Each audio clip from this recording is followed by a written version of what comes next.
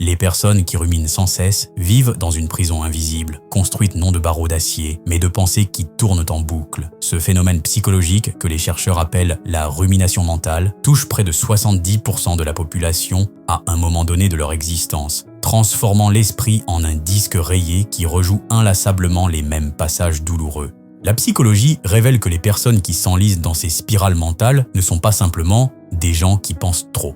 Elles sont prises dans un mécanisme neurologique complexe où le cerveau, dans sa tentative de résoudre un problème ou de donner sens à une souffrance, s'emballe et perd le contrôle de son propre processus réflexif. Cette rumination n'est pas un choix conscient, mais une réaction automatique de l'esprit face à un décalage perçu entre la réalité vécue et les attentes profondes. Neurobiologiquement, la rumination active plusieurs réseaux cérébraux simultanément, créant une surconsommation d'énergie mentale. Les neurosciences identifient 3 types distincts de rumination. Les ruminations réflexives, qui cherchent activement une solution, les ruminations soucieuses, qui tournent autour de préoccupations sans fin, et les ruminations dépressives, qui s'enlisent dans des pensées noires répétitives sur l'avenir. Chaque type mobilise des circuits neuronaux différents, impliquant l'hippocampe, le lobe frontal, le thalamus, créant une cartographie cérébrale de la souffrance mentale. Cette activation excessive épuise littéralement le cerveau. Les recherches de Luce et Louvain démontrent que la rumination grignote progressivement nos ressources cognitives, diminuant notre capacité de concentration, de planification et de contrôle exécutif. C'est pourquoi les personnes qui ruminent se sentent constamment fatiguées mentalement, comme si leur cerveau fonctionnait au ralenti dans tous les autres domaines de leur vie. Les mécanismes cachés de l'engrenage mental. Le processus débute souvent par un événement déclencheur, une remarque blessante, un échec professionnel, une rupture amoureuse ou même un simple malentendu. L'esprit, dans sa fonction protectrice naturelle, tente de comprendre, d'analyser, de trouver des solutions, mais au lieu de résoudre, il s'embourbe. Les pensées s'enchaînent selon des patterns prévisibles. Pourquoi ai-je dit cela? Et si j'avais agi différemment? Que vont-ils penser de moi maintenant? Je suis vraiment pathétique.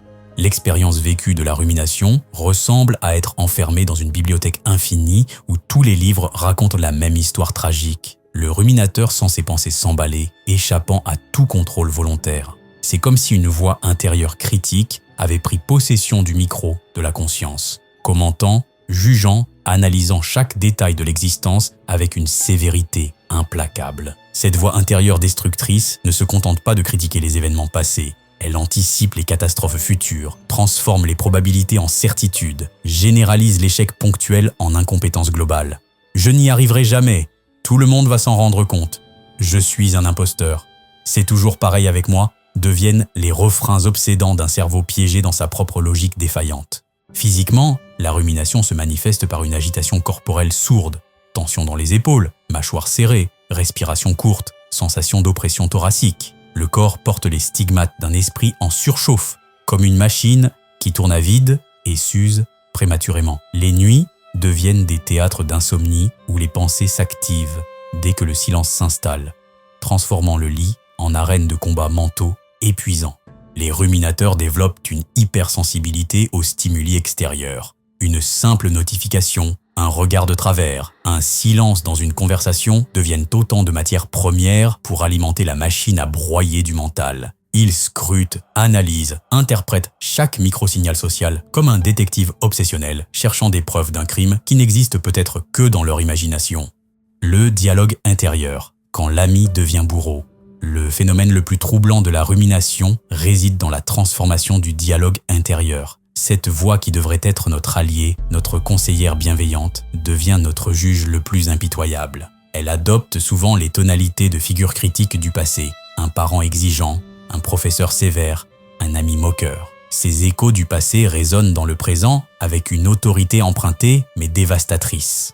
Les neurosciences révèlent que ce dialogue intérieur négatif active les mêmes zones cérébrales que la douleur physique. Littéralement, se critiquer mentalement fait mal au cerveau de la même manière qu'une blessure corporelle. Cette découverte explique pourquoi les mots que nous nous adressons en silence peuvent nous blesser plus profondément que les critiques extérieures les plus acerbes. La rumination crée également un phénomène de tunnelisation cognitive, où l'attention se rétrécit progressivement. Le ruminateur perd sa capacité à percevoir les nuances, les alternatives, les aspects positifs de sa situation. Son champ mental se limite à la boucle obsessionnelle comme un projecteur qui ne pourrait plus éclairer qu'un seul point dans l'obscurité. Paradoxalement, la rumination peut se déguiser en vertu intellectuelle. Beaucoup de ruminateurs se perçoivent comme des personnes profondes, réfléchies, consciencieuses. Ils rationalisent leur obsession mentale comme une forme supérieure d'introspection, confondant la rumination stérile avec la réflexion productive. Cette illusion retarde souvent la prise de conscience du problème et la recherche d'aide. Certaines professions et certains traits de personnalité prédisposent davantage à la rumination. Les perfectionnistes, les personnes hautement sensibles, les créatifs, les soignants développent plus facilement ces patterns mentaux. Leur exigence d'excellence, leur empathie développée, leur tendance à l'auto-analyse deviennent des terrains fertiles pour l'installation de la rumination chronique.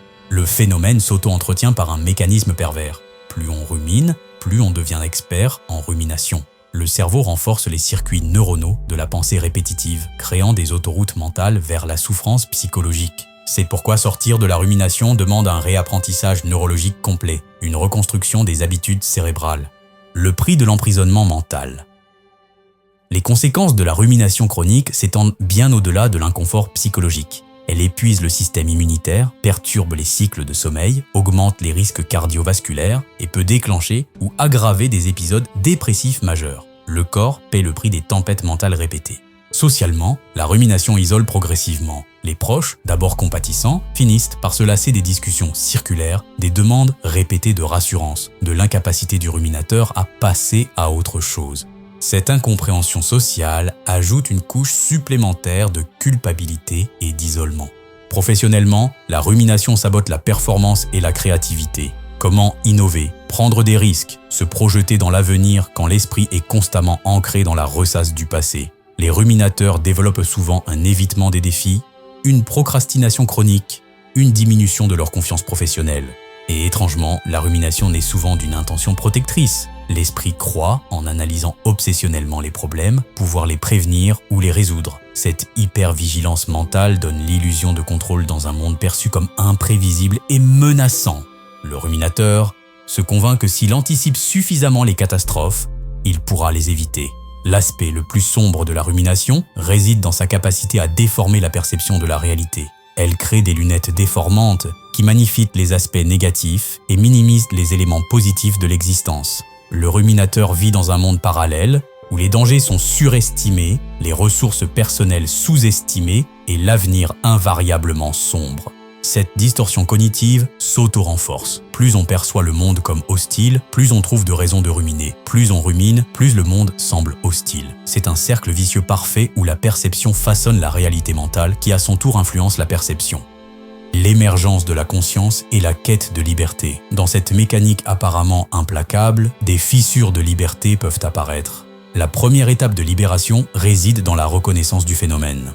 Quand le ruminateur comprend qu'il ne réfléchit pas, mais qu'il rumine, quand il identifie la différence entre pensée productive et pensée répétitive stérile, une première distance salvatrice s'installe. Cette prise de conscience ressemble à un réveil progressif d'un rêve étrange où l'on était spectateur impuissant de ses propres pensées. Soudain, on réalise qu'on peut observer ses pensées sans s'identifier à elles, qu'on peut être témoin de la rumination sans en être prisonnier. Les neurosciences confirment cette possibilité neuroplastique. Le cerveau peut réapprendre à penser différemment. De nouvelles connexions peuvent se former, de nouveaux circuits se renforcer, de nouvelles habitudes mentales remplacer les anciennes. C'est un processus lent mais possible, requérant patience, bienveillance envers soi-même et souvent accompagnement professionnel. Et si, dans ce tourbillon de pensées qui vous habite peut-être en ce moment même, se cachait non pas votre faiblesse, mais votre prochaine opportunité de comprendre que penser et ruminer sont deux univers distincts et que vous avez le pouvoir de choisir dans lequel vous voulez vivre.